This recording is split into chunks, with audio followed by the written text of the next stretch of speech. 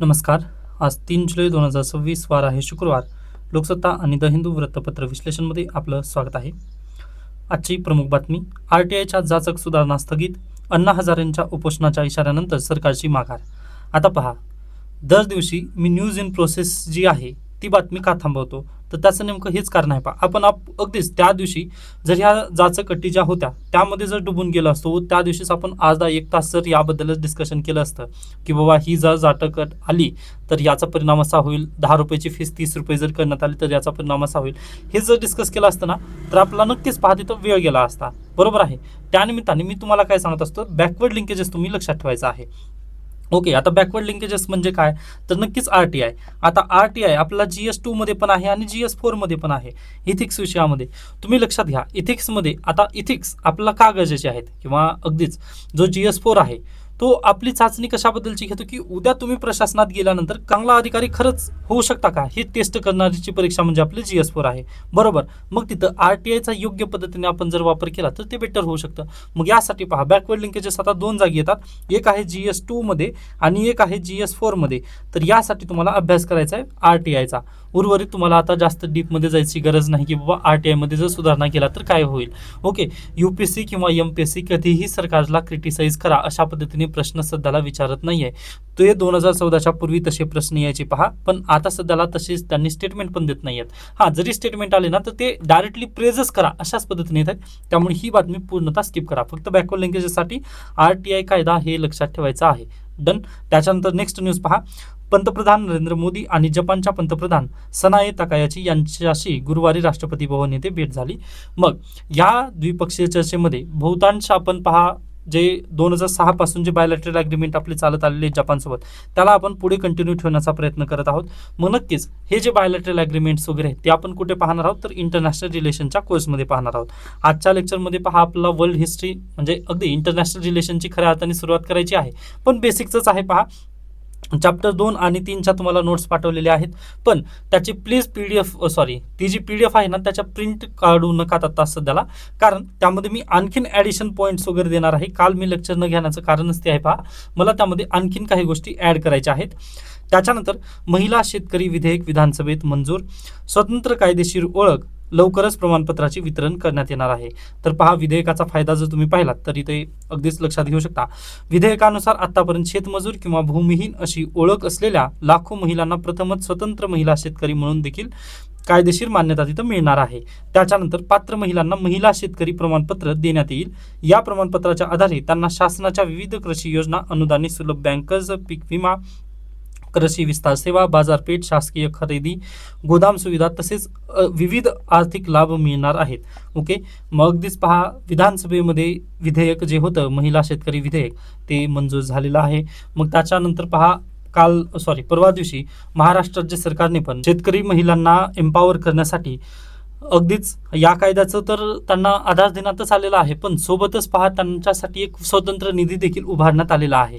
Okay, त्यानिमित्ताने ही positive news आहे. व तुम्हाला जर वुमन एम्पॉवरमेंटबद्दल जर प्रश्न वगैरे विचारण्यात आला ना तर प्लीज मध्ये किंवा अगदी प्रश्नामध्ये किंवा मध्ये हे संदर्भ तुम्ही देण्याचं विसरू नका. हे उदाहरण तुम्ही नक्की द्या की महाराष्ट्र राज्य सरकारने नुकतंच एक कायदा केलेला आहे 2026 मध्ये. ओके, प्लीज हा पॉईंट तुम्ही लक्षात ठेवायचाच आहे. डन. त्याच्यानंतर पुढे एशियाटिक सोसायटी, काहीच गरजेचं नाही. पहा, लास्ट 6 महिन्यापासून ही बातमी येत आहे. हा, पण बॅकवर्ड लिंकेजेसमध्ये एशियाटिक सोसायटीची स्थापना, हा पॉईंट प्लीज लक्षात ठेवा. उर्वरित पहा, यामध्ये नक्कीच राजकारण चालू आहे ते मी मान्य करतोय, परंतु ही आपल्यासाठी बिलकुल न्यूज गरजेची नाही आहे. आता ही जी बातमी आहे ना ती UPSCची फेवरेट आहे. पहा, ओके, कारण तुम्हाला माहिती आहे UPSC दरवेळेस ना जेलर ॲक्ट किंवा म्हणजे जेल संदर्भातचे जे ॲक्ट वगैरे आहेत, पेरोल ॲक्ट वगैरे आहे ना, ह्या संदर्भात प्रश्न विचारत आहे. ओके, त्यामुळे थोडासा हा पॉईंट तुम्हाला लक्षात ठेवायचा आहे. व आपल्याला माहिती असेल, पहा, तुम्ही जय भीम मूवी पाहिली असेल. ओके, जय भीम मूवीमध्ये पण हेच दाखवण्याचा थोडासा प्रयत्न केला गेला होता. बरोबर. मग त्यालाच अनुसरून आणखीन आपण यामध्ये भर देऊयात. आर्टिकल 32 मध्ये रिट्स आहेत. पहा, त्या रिट्सपैकी एक रिट आहे हेबियस कॉर्पस. ओके, ते हेबियस कॉर्पस म्हणजे काय, शो द बॉडी. अगदी त्याच्या पद्धतीने म्हणजे जय भीम मूवीवरून मला आठवलं त्यामुळे मी सांगतोय.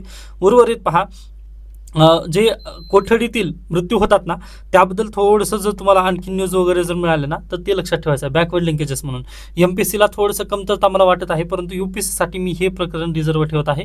बॅकवर्ड लिंकेजेसमध्ये पहा, कोठडीतील जे मृत्यू होतात त्या संदर्भात ह्युमन राईट्सचे ॲक्शन वगैरे होऊ शकतील, त्यामुळे बॅकवर्ड लिंकेजेस आहे. GS2चा ज्यावेळेस तुम्ही अभ्यास करताना तर हे बॅकवर्ड लिंकेजेस तुम्हाला अभ्यासायचं आहे. Okay, done. त्याच्यानंतर आपण पुढे जाऊयात. त्यानंतर नेक्स्ट, वैद्यकीय संशोधनासाठी पेटंट मित्र योजना.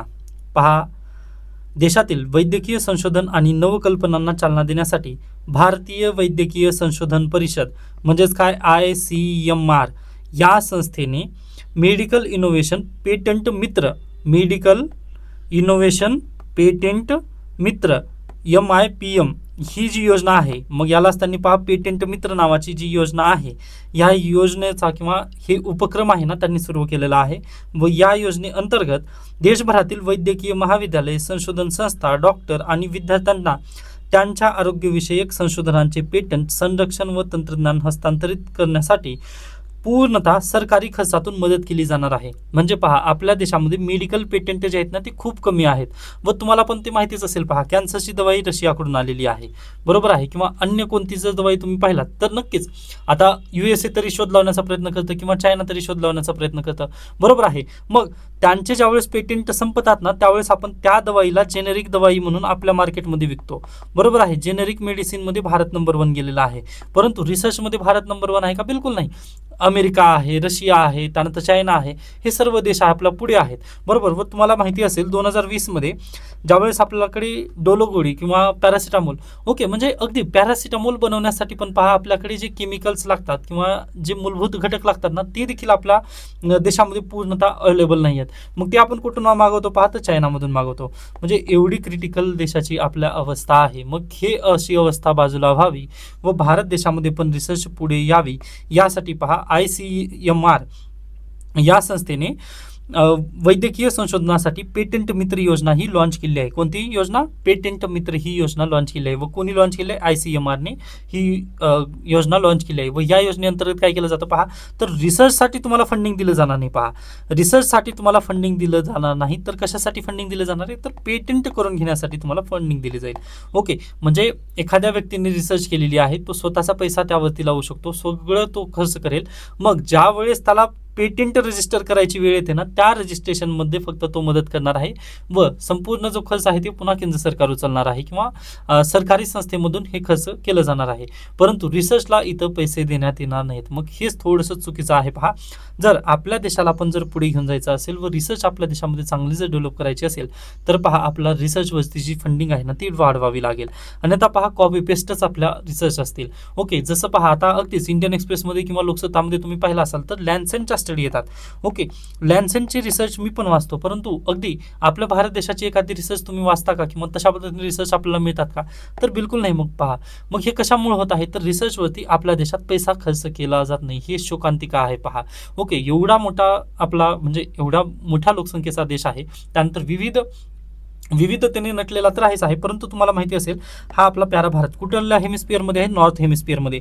व इथं थोडंसं खाली आला तर इथं आहे पहा इक्वेटर, 0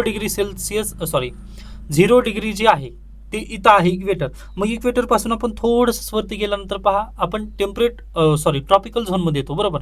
ट्रॉपिकल आणि त्याच्यावरती थोडंसं जर गेलं तर टेम्परेट झोनमध्ये पण आपण येतो. मग इथे काय आजारांची कमी आहे का? तर बिलकुल नाही. पहा, आपल्या देशामध्ये पण आजार भरपूर येऊ शकतात किंवा रिसर्च करण्यासाठी भरपूर स्कोप आहे आपल्या देशामध्ये. आता अगदीच आपल्याला रिसर्च करण्यासाठी आफ्रिकेत वगैरे जाण्याची गरज आहे का? बिलकुल नाही, कारण आपलं क्लायमेटिक कंडिशन तशा पद्धतीने आहे, फेवरेबल आहे. परंतु पहा आपल्या देशामध्ये फंडिंग नाही आहे. रिसर्चसाठी योग्य फंडिंग नसल्या कारणानिमित्त आपण काय करत आहोत? रिसर्चमध्ये मागे पडत आहोत. हां, आता अगदीच पहा यांनी थोडंसं एक पाऊल तरी उचललेलं आहे की रिसर्चमध्ये ज्यावेळेस तुम्ही रिसर्च कराल त्यावेळेस आम्ही पेटंट रजिस्टर करण्यासाठी तुम्हाला मदत करू. एक थोडं तरी यांनी प्रयत्न केलेला आहे. ही चांगली न्यूज आहे. पॉझिटिव्ह आजचं काय आहे तर हे आहे. परंतु तुम्ही हे जर सोल्युशन द्यायचे जर म्हटलात ना तर सोल्युशन काय द्याल मग तुम्ही?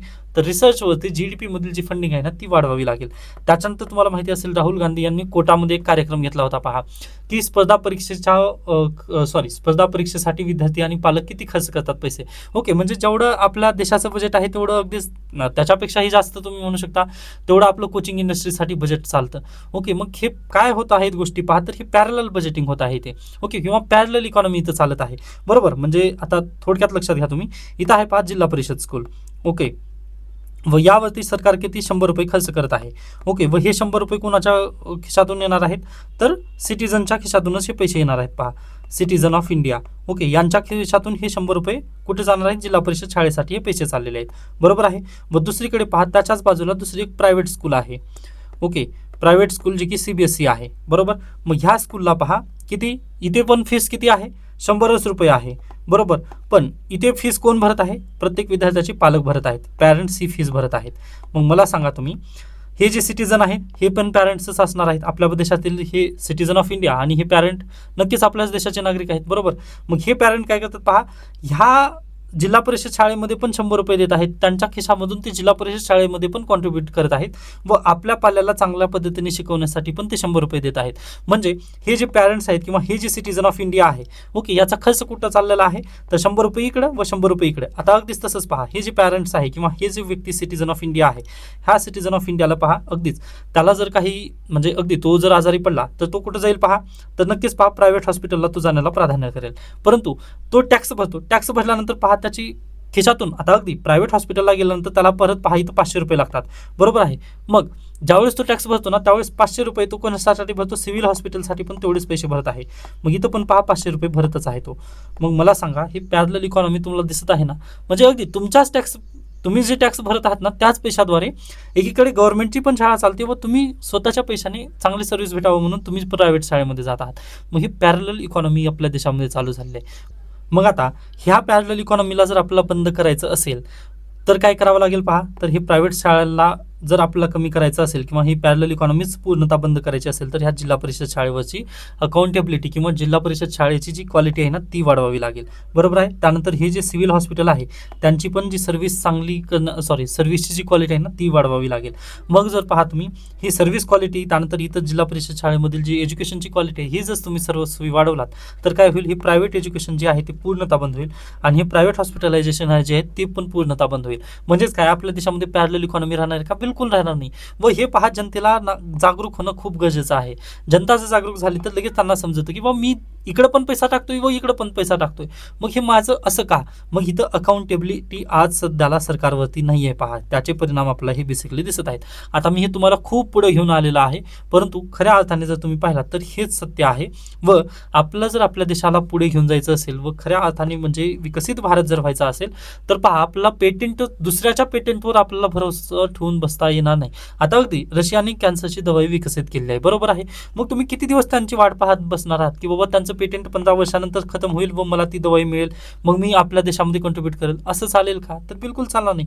कधीतरी आपल्या पण नावाने एखादी ड्रग वगैरे मार्केटमध्ये येणं गरजेचं आहे ना. आपण किती दिवस जेनेरिक दवाई म्हणून मार्केटमध्ये विकाल. मग यासाठी पहा, फंडिंग देणं खूप गरजेचं आहे. मग सरकारने कुठं खर्च करणं गरजेचं आहे, तर क्वालिटी लेवलवरती खर्च करणं अपेक्षित आहे.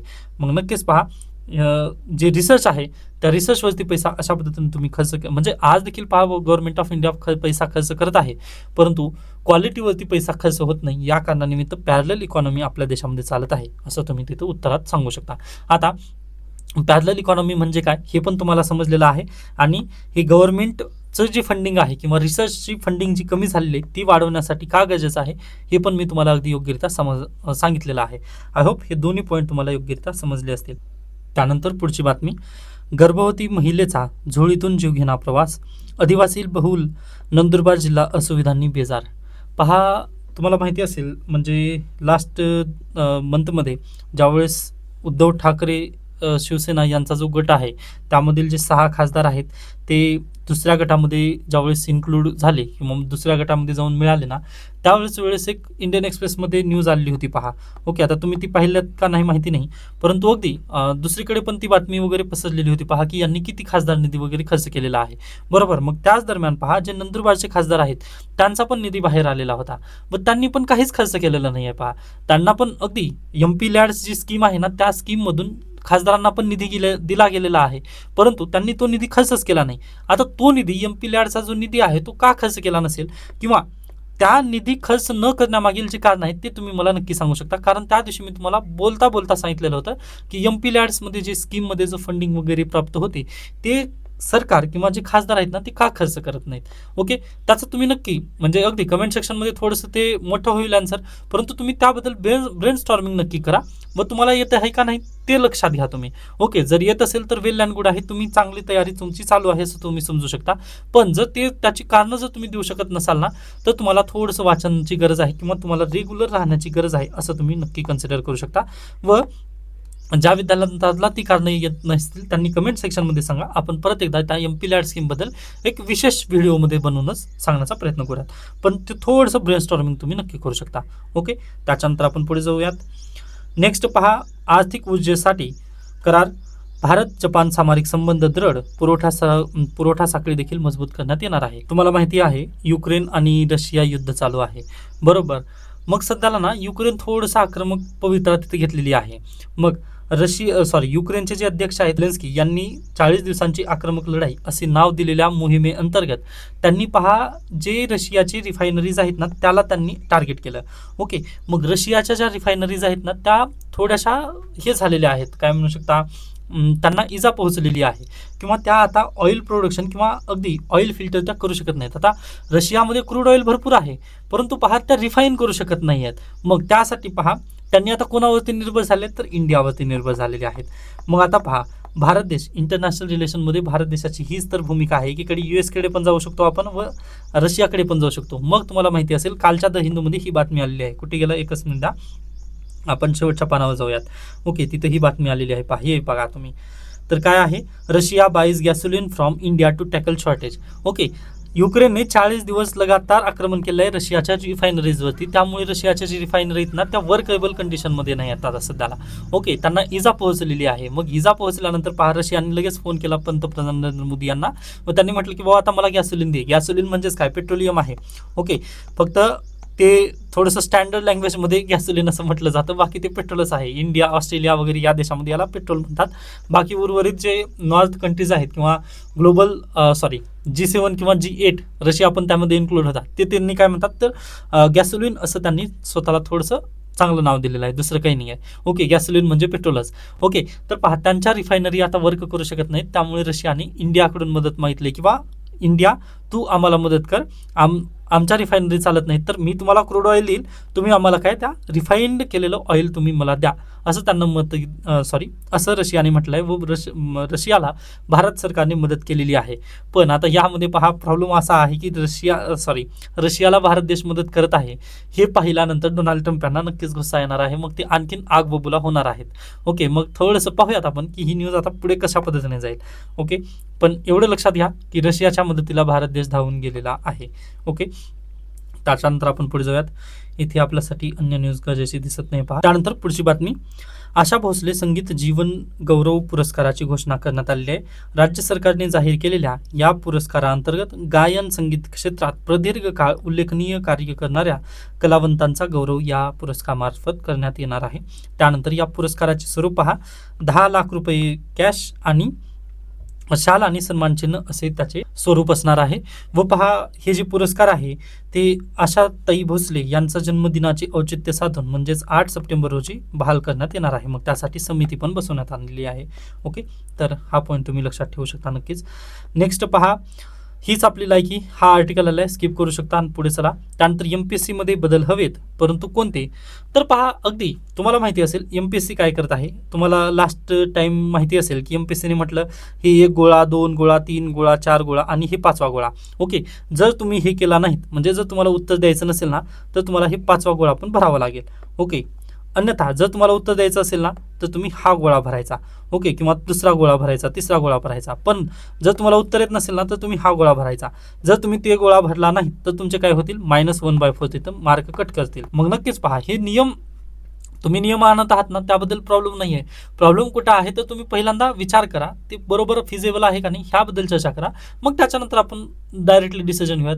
घाईघाईमध्ये नाही नको. हेच इतर लेखकांनी पण सांगण्याचा शेवटी पहा तुम्ही इतर लेखकांनी तेच म्हटलं आहे की विद्यार्थ्यांचा विरोध बदलला नाही आहे, वारंवार बदललेल्या नियमांना आहे आणि घोषणांना आणि वाढत्या अनिश्चिततेला आहे. त्यांना नवा अभ्यासक्रम मान्य आहे, नवीन तंत्रज्ञानही मान्य आहे, पण त्यापेक्षा महत्त्वाचे म्हणजे त्यांना स्थिर, विश्वासार्ह, उत्तरदायी आणि विचारपूर्वक विकसित केलेली परीक्षा व्यवस्था हवी आहे. कारण शेवटी विद्यार्थी आयोगाकडून केवळ नवीन परीक्षा मागत नाहीत, ती विश्वास ठेवता येईल असा आयोग मागत आहेत. मग विश्वास ठेवता येईल हे आयोग त्यांनी काम करणं गरजेचं आहे. आता मला सांगा, आपल्यापैकी बहुतांश विद्यार्थ्यांनी ऑप्शनल निवडलेला होता व त्याची कोचिंग पण घेतलेली होती. बरोबर आहे. 10,000 किंवा 20,000 रुपये भरून त्यांनी कोचिंग घेतलेली आहे व दुसऱ्या दिवशी समजतं की बा ही जी कोचिंग मी घेतलेली आहे ती कामाचीच नाही आहे. मग त्याला थोडंसं रोष तर येईल ना. मग तुम्ही असं म्हणू शकला असता, पहा डायरेक्टली आजच नाही तर पुढल्या वर्षीपासून हा निर्णय बदलेल असं तुम्ही डायरेक्टली म्हणायला हवं होतं, म्हणजे 2028ला वगैरे. हा नाही, ऑप्शनल कॅन्सल झाला हे माझ्यासाठी बेटरच आहे, म्हणजे मी तर बहुतांश विद्यार्थ्यांना ते म्हणतच आहे. बरोबर. पण यामध्ये समस्या अशी आहे की तुम्ही डायरेक्टली निर्णय लगेच चेंज नकात करू. याचा परिणाम असा होतो पहा की विद्यार्थ्याला 1 वर्षाचं जे प्लॅनिंग आहे ना त्याचं ते कोलमडलं जातं. ओके, कारण मला पण माहिती आहे विद्यार्थ्यांची कंडिशन वगैरे काय आहे. आता अगदी त्यांनी प्रिलिमचा पण एक चर्चा आणलेली आहे पहा, की 2 वर्षातून 2 वेळेस पूर्वपरीक्षा होतील आणि त्यांनी शेवटी काहीतरी एक शब्द म्हटलेला आहे पहा, की हे पुन्हा आम्ही सांगू. हां, हे पहा, पारदर्शक पद्धती, तपशील नंतर जाहीर करू. ओके, आता मिनिमम 2 वेळेस आणि मॅक्झिमम किती वेळेस हे माहिती नाही आहे, आपल्याला त्यांनी दिलं नाही आणि हे तपशील नंतर जाहीर करू असं त्यांनी म्हटलं. आता नक्कीच पहा, यामध्ये पण प्रॉब्लेम कसा आहे, प्रिलिम्स जर आपली 2 वेळेस, मिनिमम जर 2 वेळेस झाली तर विद्यार्थी संख्या एका प्रिलिममध्ये 500 विद्यार्थी सिलेक्ट झाली व दुसऱ्या प्रिलिममध्ये 500 विद्यार्थी सिलेक्ट झाले तर मेन्समध्ये 1000 विद्यार्थी बसणार आहेत. मग या विद्यार्थ्यांचं करायचं काय? आता नक्की मी याला पॉझिटिव्हली पण बोलू शकतो, पण निगेटिव्ह बोलण्याचं कारण हे कॉम्पिटिशन पण वाढू शकेल आणि विद्यार्थी जागा जर तुम्ही पाहिलेल्या असाल, म्हणजे व्हॅकन्सी जर पाहिलात तर खूप कमी सध्याला वॅकन्सी येत आहेत. ओके, मग याच निमित्ताने हा प्रश्नचिन्ह MPSC आयोगाकडे नक्कीच आहे किंवा तुम्ही निर्णय घेत असताना थोडासा विचार करणं काळाची गरज आहे. ओके, मग इथं पण लेखकांनी तेच म्हटलं की अकाउंटेबिलिटी पण असेल तर बेटर असेल आयोगाकडे. पण ठीक आहे, आपण काही बोलू शकत नाही. पहा, जर काही बोललं तर ते परत वेगळं होईल. ओके, तर अशा पद्धतीने आजचा लोकसत्ता संपतो. त्यानंतर कालचा द हिंदू, कालच्या द हिंदूमधील ही बातमी आपण पाहिलेली आहे. त्यानंतर एक डाटा पॉईंट अतिशय महत्त्वाचा आहे, ते तुम्हाला लक्षात ठेवायचं आहे. तत्पूर्वी हा आर्टिकल आता महत्त्वाचा आहे. Why has the government notified new set of telecom rules. पहा, आपल्या देशामध्ये टेलिकॉम ॲक्ट 2023 हा 2023मध्येच पारित करण्यात आलेला होता. मग त्याचे काही जे नियम आहेत ना ते 2024मध्ये पण भारत सरकारने लागू केले होते. मग आता त्यापैकी आणखीन जे नियम आहेत, जसं पहा, टेलिग्राफ ॲक्ट 1885 आणि टेलिग्राफ ॲक्ट 1933 या 2 टेलिग्राफ ॲक्टचा आता बंद झाले व त्याच्या ऐवजी आता काय आलेलं आहे, टेलिकम्युनिकेशन ॲक्ट 2023 आणि जे टेलिकम्युनिकेशन रूल्स 2026 हे 2 कायदे आता लागू झालेले आहेत आपल्या देशभरामध्ये. ओके, मग ह्या कायद्यानुसार आता काय करण्यात आलेलं आहे, व्हॉट्सॲप, टेलिग्राम, त्याच्यानंतर इंस्टाग्राम किंवा अन्य कोणतंही ज्याद्वारे तुम्ही मेसेजिंग करू शकता ना, त्या सर्व जे मेसेजिंग ॲप्स आहेत ना त्यांना टेलिकम्युनिकेशन ॲक्ट किंवा टेलिकम्युनिकेशन रूल्स याच्या अंतर्गत आता आणण्यात आलेला आहे. म्हणजे कायद्याची व्याप्ती काय करण्यात आली, वाढवण्यात आलेली आहे. पहा, जे टेलिग्राफी ॲक्ट होता पहा 1885चा काँग्रेसच्या स्थापनेपासूनचा, तो आता बंद करण्यात आलेला. कारण पहा, अगदी त्यावेळेसचे कायदे होते, आता ते भरपूर म्हणजे चेंजेस झालेले आहेत ना. पूर्वी पहा तुम्ही कबूतर जा या पद्धतीने पत्र वगैरे पाठवत होतात, त्याच्यानंतर आले पोस्टमॅन. मग आता अगदीच पहा ती काळ गेलेला, आता मग तुम्ही डायरेक्टली इन्स्टंटली व्हॉट्सअपवरती वगैरे बोलू शकता. मग त्यानिमित्ताने हा कायदा येणं गरजेचं होतं व भारत सरकारने 2023मध्ये टेलिकम्युनिकेशन ॲक्ट आणलेला होता. त्याच्यानंतर आता टेलिकम्युनिकेशन जे रूल्स आहेत ना ते 2026मध्ये आणलेत व ते लागू झालेले आहेत. हा महत्त्वाचा पॉईंट. त्याच्यानंतर या कायद्यामध्ये महत्त्वाचा पॉईंट काय आहे तर स्पॅम विरोध. ओके, स्पॅम विरोधी आता जास्त तिथे काय म्हणू शकता, एक कवच बसवण्यात आलेलं आहे. आता अगदीच पहा, स्पॅम कॉल्स किंवा स्पॅम जे मेसेजिंग आहे ते करता येणार नाहीत कंपन्यांना, त्याबद्दलचे नियम कडक करण्यात आले आहेत. त्याच्यानंतर महत्त्वाचा पॉईंट इथं देण्यात आला आहे पहा, स्टारलिंक किंवा सॅटेलाईट इंटरनेट. तुम्हाला माहिती असेल, ज्यावेळेस इराणमध्ये वॉर चालू झालेलं होतं त्यावेळेस स्टारलिंकने सॅटेलाईट इंटरनेट इराणसाठी बंद केलं नव्हतं. बरोबर आहे. मग अगदी भारत सरकारचं म्हणणं आहे की जर सॅटेलाईट इंटरनेटला आपल्या भारत देशामध्ये परमिशन दिली तर अगदी सॅटेलाईट इंटरनेट बंद करता येऊ शकतं का? कारण पहा, सॅटेलाईट कोण चालवणार आहे, USA चालवणार आहे व USAला आपण म्हणू शकतो का की बाबा माझ्या देशामध्ये तुला इंटरनेट द्यायचं नाही बघ म्हणून. तर मग तीच प्रॉब्लेम आहे पहा आता. ओके, आपल्या टेरिटरीबद्दल आपण निर्णय नक्की घेऊ शकतो. आता जर टावर असतील आपल्या देशामध्ये तर आपण नक्कीच ते टावर बंद करू शकतो. इलेक्ट्रिसिटी सप्लाय बंद केला की टावर बंद होणार आहेत. बरोबर आहे. परंतु सॅटेलाईटचं काय, मग स्टारलिंकला अद्याप भारत सरकारने परमिशन दिली नाही, परंतु भारत सरकार त्याबद्दल नक्कीच विचार करत आहे. म्हणजे पहा, आपल्या सोसायटीमध्ये असे काही इन्सिडेंट्स घडतात त्यावेळेस गव्हर्नमेंटला इंटरनेट बॅन करण्याची गरज असते. मग जर गव्हर्नमेंटकडून इंटरनेट बॅनच करता येत नसेल तर फायदा काय आहे? ओके, मग यासाठीच पहा गव्हर्नमेंट ऑफ इंडिया सध्याला या गोष्टीवरती विचार करत आहे. ओके, त्यामुळे नक्कीच बॅकवर्ड लिंकेजेस आहे एवढं आपण नक्कीच लक्षात ठेवा. त्याच्यानंतर टीईटीचा पेपर फुटला कसा, हे केस स्टडी आहे. शक्य झालं तर तुम्हाला जर इंटरेस्ट असेल तर वाचून घेऊ शकता, अन्यथा थांबा. व अशा पद्धतीने आजचा लोकसत्ता आणि कालचा द हिंदू इथं संपतो. पहा, आज लोकसत्ता थोडासा लेट घेतलेला आहे, कारण पूर्वी ना 2 ते 2:30 वाजतापर्यंत मला लोकसत्ता मिळायचा. आज मला अगदीच पहा 6-7 ला मिळालेला आहे. आज कदाचित थंडी वाजत आहे, यामुळे लोकसत्ताची जी छपाई वगैरे करणारे जे आहेत ते कदाचित झोपले होते. परंतु आय होप उद्यापासून परत आपला लोकसत्ता जो आहे 2 किंवा 3 दरम्यान मिळून जाईल. म्हणजे मी अगदीच त्यावेळेस जागी असतो. मग जर झालं तर उद्यापासून पण परत हे न्यूजपेपर जे आहेत ते लवकरच तुम्हाला मिळून जाईल.